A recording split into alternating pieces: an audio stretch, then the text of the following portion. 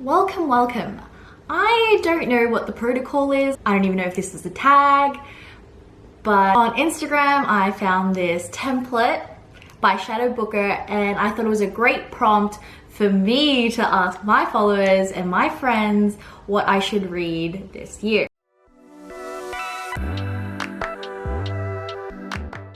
And by golly, my friends have delivered. My lovely friends. They're really pushing me out of my little book bubble because there are some books in here that I don't think I would ever have reached for in a bookstore or ever decided to read.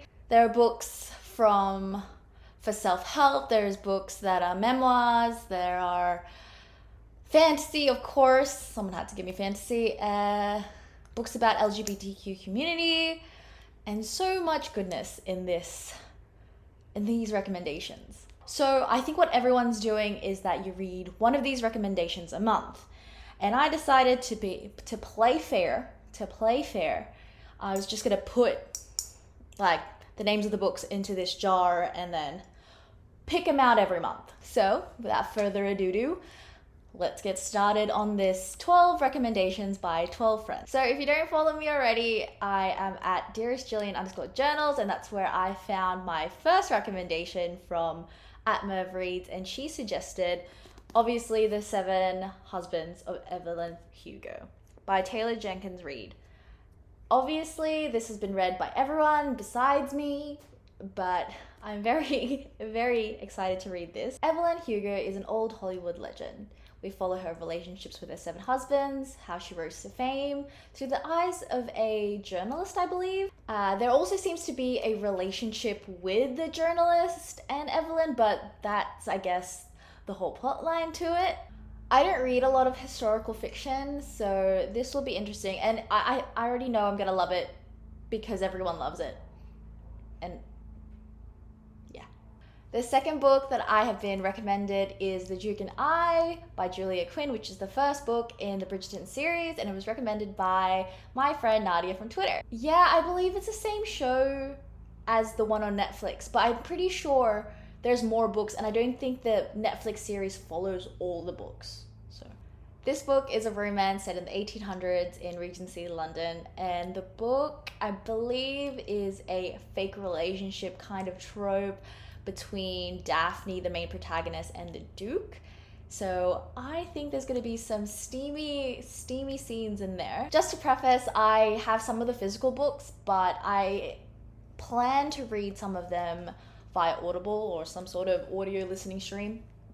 The third book is called Before the Coffee Gets Cold by Tashikazu Kawaguchi and was suggested by my friend Z from Twitter. This book is set in a back alley cafe in Tokyo, where customers are able to buy specially brewed coffee and also time travel.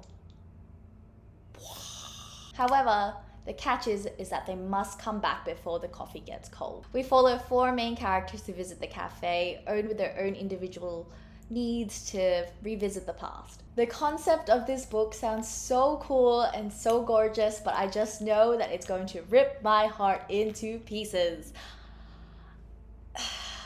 I feel like I have to be emotionally prepared to read this, and I don't think I'm at that stage, so maybe, hopefully we can read this one more in the middle of the year. I just know it's going to bring up the eternal question of, if I could go back in time, what would I change? And that is a question that I don't want to ask myself right now, but I guess I will have to through this book. Girl, Woman, Other by Bernadine Evaristo was highly recommended to me by my lovely friend Phoebe from Twitter and Instagram. This book follows 12 different individuals in the UK through several decades. I am moving to the UK and I think this is the most perfect book to read before I go, so maybe I might cheat the system and read this in February. The next book was recommended by my beautiful friend Megan from Twitter, and it is Everything I Know About Love by Dolly Alberton.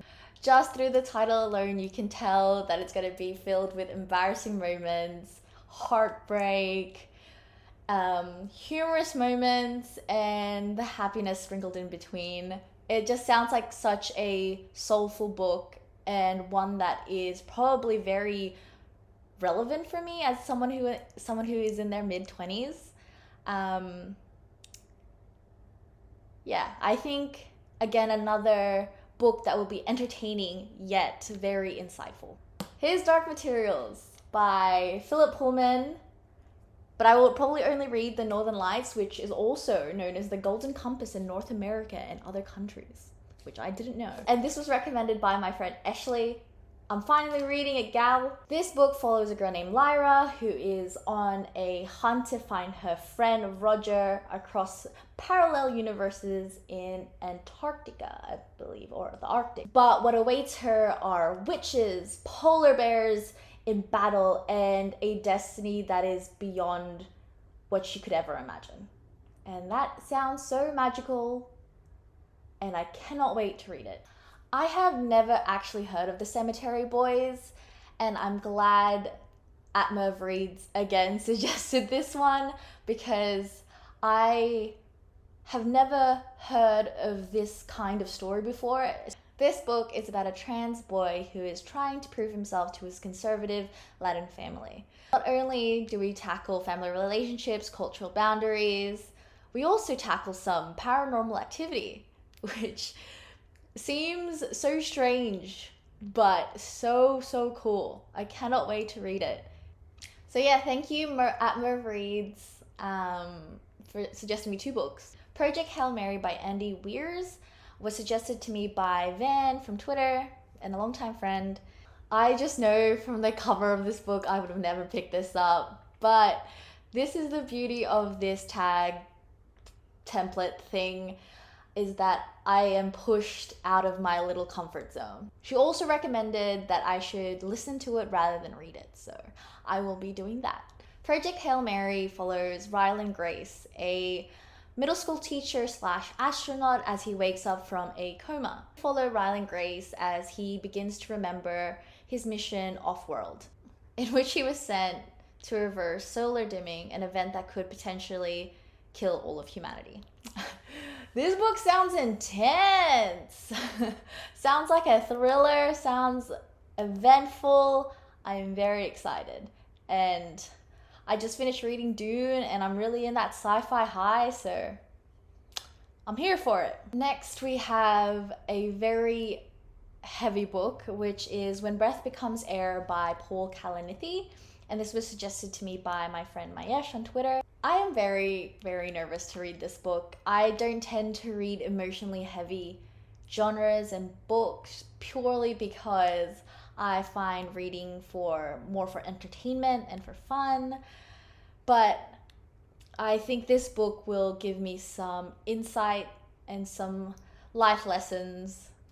So yeah, I'm happy that it's on the list, but very nervous to read it. This book is a memoir, and memoirs are basically just historical reflections or a biography. So this book follows Paul Kalanithi, who is a young neurosurgeon in his mid-30s, whom after over 10 years of studying and training gets told that he has stage 4 lung cancer, which completely upends his life and his future with his wife. The book tackles a conversation about life and death and the relationships between doctors and patients, which is probably a view that I don't typically get to see. I think this book, in light of the current circumstances that is happening around the world, will give me some empathy, some knowledge, some lessons to learn and to share with others, I think. The next book is The Go-Between by Lp Hartley, suggested by my friend Marie on Twitter. I'm going to read you the blurb from the Penguin Publishing website. And it says, "The past is a foreign country. They do things differently there.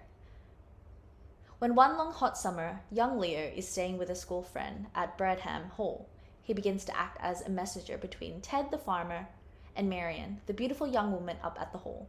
He becomes drawn deeper and deeper into their dangerous games of deceit and desire, until his role brings him to a shocking and premature revelation, the haunting stories of a young boy's awakening into the secrets of the adult world." I feel like this book it's a really thin book, I believe, but I feel like it's filled with beautiful writing and I feel like it's going to be a bit raunchy but a bit, and scandalous. I'm excited to read it because I don't think I have many classics for this year. So thank you, Marie. We're up to the 12th book. Thank you for making it through. The last book is The Fifth Season by N.K. Jemisin. I am excited to read this one because I think it's the only fantasy one.